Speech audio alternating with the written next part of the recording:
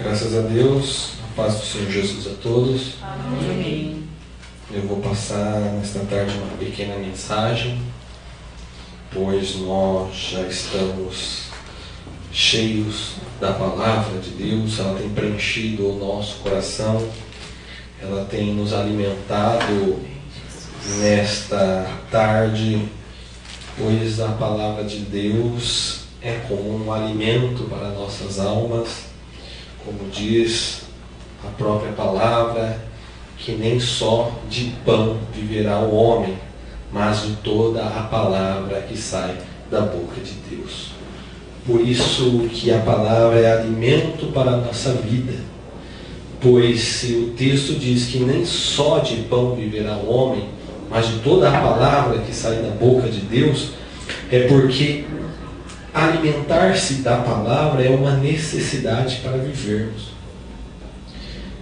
A palavra é uma necessidade, pois a partir do momento que nós deixamos de comer o nosso pão cotidiano para alimento do nosso corpo, nós passamos a nos enfraquecer. A fome vem a ponto de nós adoecermos e morrermos. E assim é a palavra de Deus.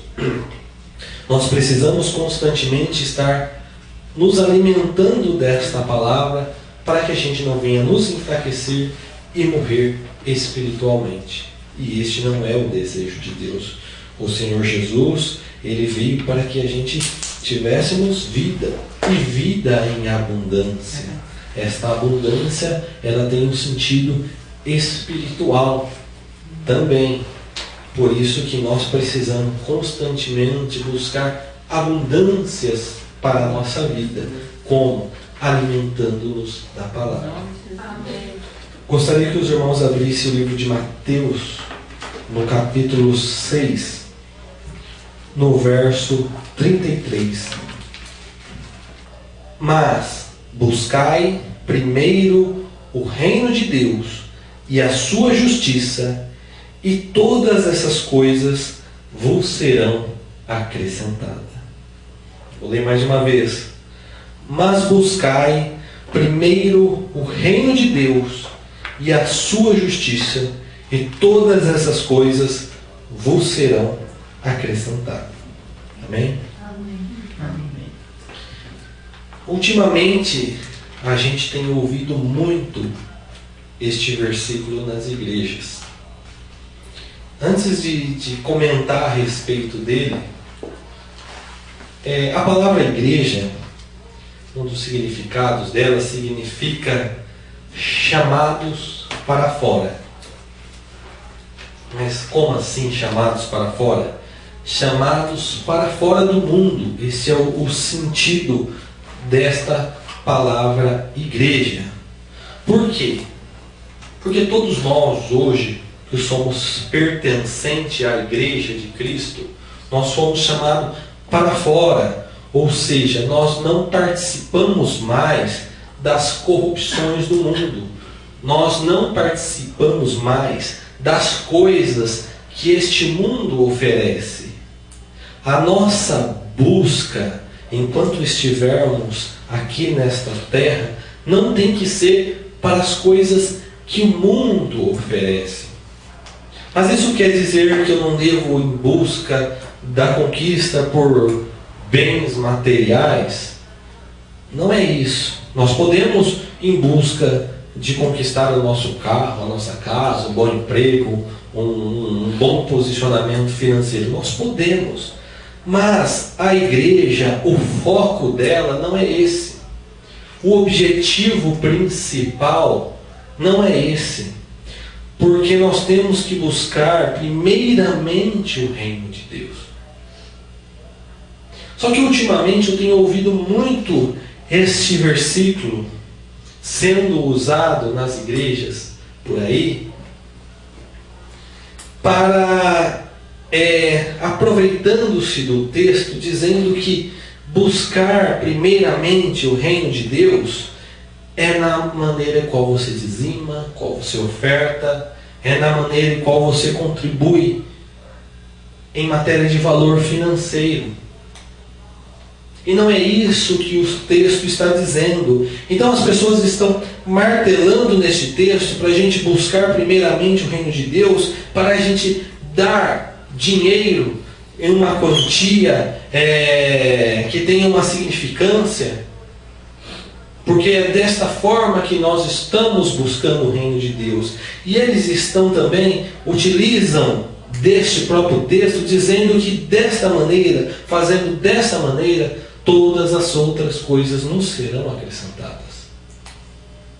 E não é nada disso que o texto está falando. Não é a gente dizimando ou ofertando que as outras coisas, os carros, casa, bens materiais, dinheiro, um bom posicionamento financeiro, nos será acrescentada. E nem é disso que este texto está tratando.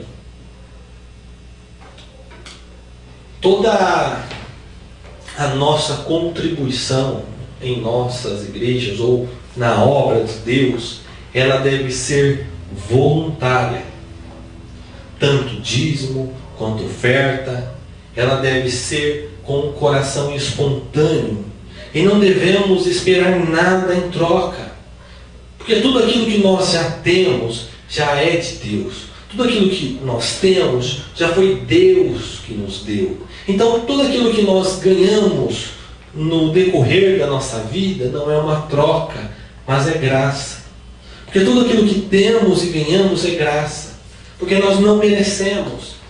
Ainda que dizimamos, ainda que ofertamos, ainda que contribuímos com a melhor quantia na igreja, e se formos abençoados de forma dobrada ou triplicada, não foi uma troca. Deus não está nos retribuindo, não. Porque quando Deus nos dá de forma triplicada é graça. Porque todas aquelas coisas que eu tenho, foi Deus que me deu. E foi puramente graça. Por isso que as nossas ofertas, as nossas contribuições na igreja é voluntário, de um coração aberto, para que a obra de Deus cresça, para que missionários sejam sustentados, para que os pobres sejam sustentados, para que haja manutenção na casa de Deus. É voluntário, é um coração voluntário. Mas não é isso que nós temos ouvido sendo pregados em algumas igrejas.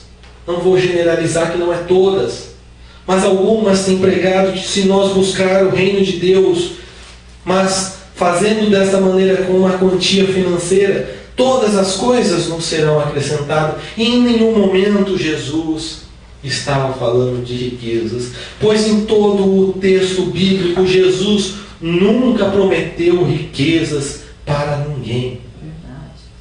Pelo contrário, Jesus disse: no mundo tereis aflições, mas tende bom ânimo, porque para que em mim tenha paz, eu venci o mundo. Eu venci o mundo. Ele falou: eu venci o mundo. Algumas pessoas completam esse versículo dizendo: e vós também vencereis. Não tem este trecho na Bíblia, não tem. Isso é acrescentado. Jesus falou: eu venci o mundo. Vós tereis aflições. O que eu peço para vocês é o bom ânimo para enfrentar essas coisas. E em nenhum momento, quando o texto fala todas as coisas vos serão acrescentadas, ele estava se referindo a carro, ele estava referindo a casa, ele estava se referindo a uma posição privilegiada dentro de uma empresa, ou que nós estivéssemos uma boa condição financeira. Em nenhum momento Jesus quis dizer isso. Mas ele diz: mas buscar primeiro o reino de Deus e a sua justiça, e todas essas coisas vos serão acrescentadas. Interessante que Jesus não disse, ele não disse todas as coisas, mas ele disse todas essas coisas. Essas coisas não está se referindo a todas, mas a algumas coisas que ele diz um pouquinho antes dele citar esse texto. Jesus falou todas essas coisas, mas que coisas são essas? Para isso existe um contexto. Para isso Jesus narrou algumas coisas antes de dizer este versículo.